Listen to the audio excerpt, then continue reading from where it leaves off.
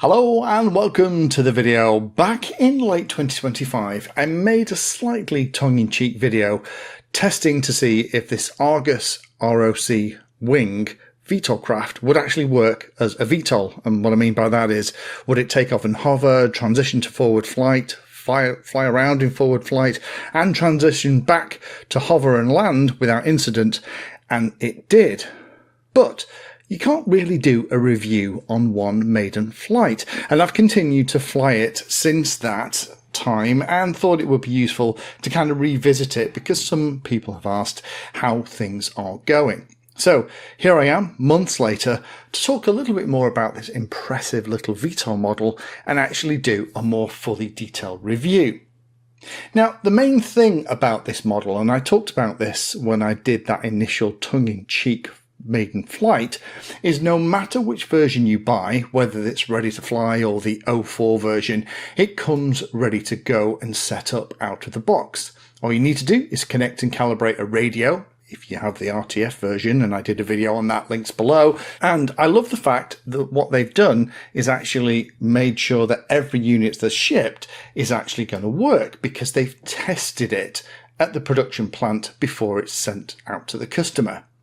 You do need a little bit of basic knowledge of ArduPilot to set up things like the on-screen display and the radio if you buy the RTF version, but I've covered the setup of both of those things in videos already on the channel.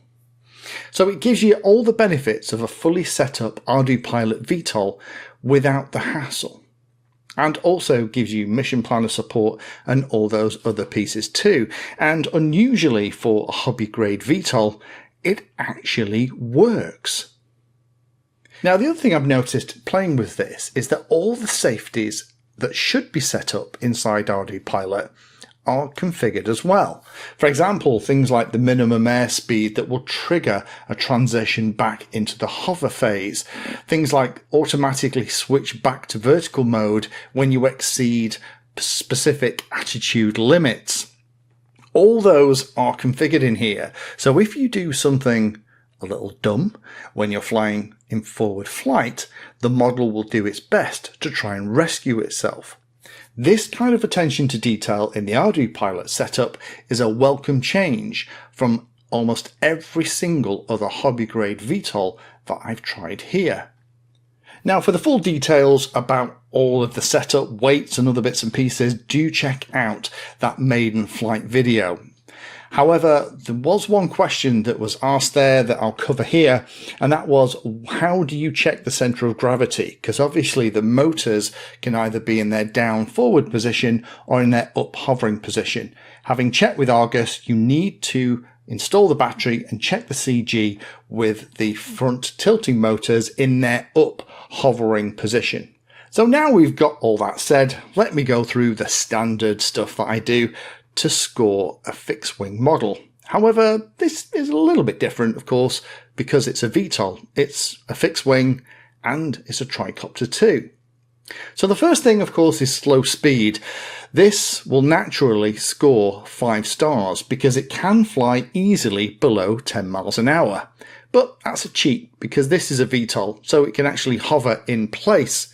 And it's using Q loiter for all of the hovering on this model. Now, again, I had some comments in that original maiden flight telling me that Q loiter was a bad choice for that.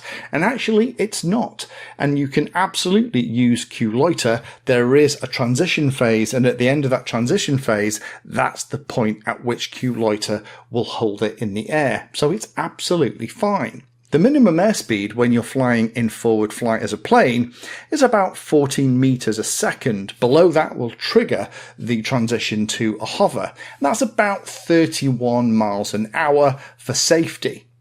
High speed, it only gets a 3-star. It can fly faster than 90 miles an hour, with the top speed being about 155 kilometers an hour, and that's about 96 miles an hour at full tilt. That's still a reasonable lick and pretty good for a model of this size. That's very similar to what my TBS Geppetto will do on 4S, and that's a small little slippery wing. Efficiency, it gets a lovely 5 stars. It can absolutely fly for more than 30 minutes. Now you're going to need a 6S battery that's going to weigh between 600 to 1,000 grams to get your center of gravity right. I'm using that 7500 GMB pack here, and it works beautifully.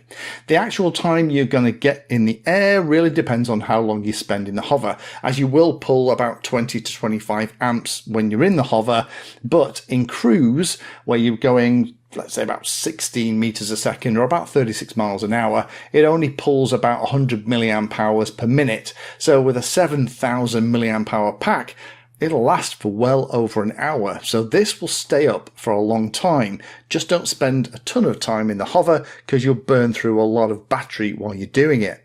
Noise gets a reasonable 3.5 stars. You can hear it when it's in its hover setting. It's obviously going to be noisier in the hover, as you'd expect, but the props are well suited for that setup and become very quiet in forward flight. Toughness?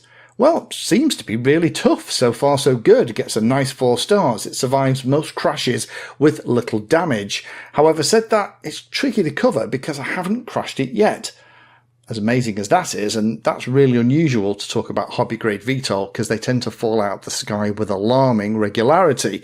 This one seems to be a bit different, because let's face it, the ground is the bit that you tend to hit the most and hit the hardest, and because it can hover to take off and land, it removes a lot of that risk. Acrobatics, it gets a nice 3 stars. It's very stable and able to form basic loops and rolls.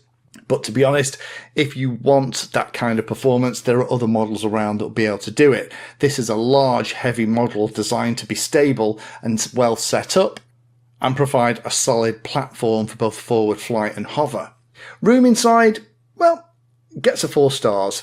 The room inside is easily enough for the flight controller and the other pieces, and they come all pre-installed, and there is enough room for the spare cables to run up the side of the battery compartment into the front for things like the VTX, and obviously at the front there is also the ability to mount things like little gimbals as well.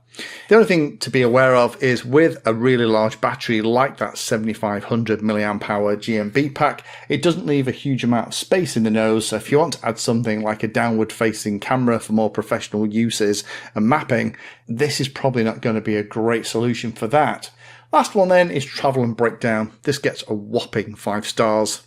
It breaks down into smaller parts without the need for tools. It comes apart with latches that you just operate with your fingers. It's a lovely design, and I love the fact that they've put so much effort into making sure it's toolless and everything is easy to set up and put back together. I almost gave it 4.5 stars here, as it's still very large when it's broken down, and especially when you put it back into the little shipping case that it comes in, but it means that it is supported and protected as you're moving it around from place to place. So in summary, after now having this for a number of months and having lots of other flights on it, this is the only VTOL I've had here that I trust to make it through a flight without crashing. I have tried about a dozen VTOLs here, and every one of them has been flawed, with the exception of this one for basic flight performance. I think that difference here is that they're testing this stuff before shipping. I wasn't sure if I believed this when they told me that that was something they were going to do, but having had it in here, having flown it, and had a good look around in the ArduPilot configuration and the VTOL setup, this was put together by somebody who was actually taking a bit of care about this. So if you're looking for a VTOL, this is the one I'd get. It just works, and it works well. The others will be in bits after a few flights, if they make it that long, while this one continues to just do what it's supposed to do with zero drama. Well done, ArgusFPV. I'm going to be watching what you release next, and if I can get my hands on it, I'll get it in here and show it on the channel. This is the most capable hobby grade VTOL that I've tried in here, and one that I would recommend.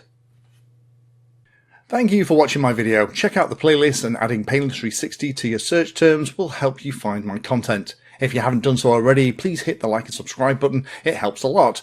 You can support the time I spend here answering questions and helping others by using the links in the video description.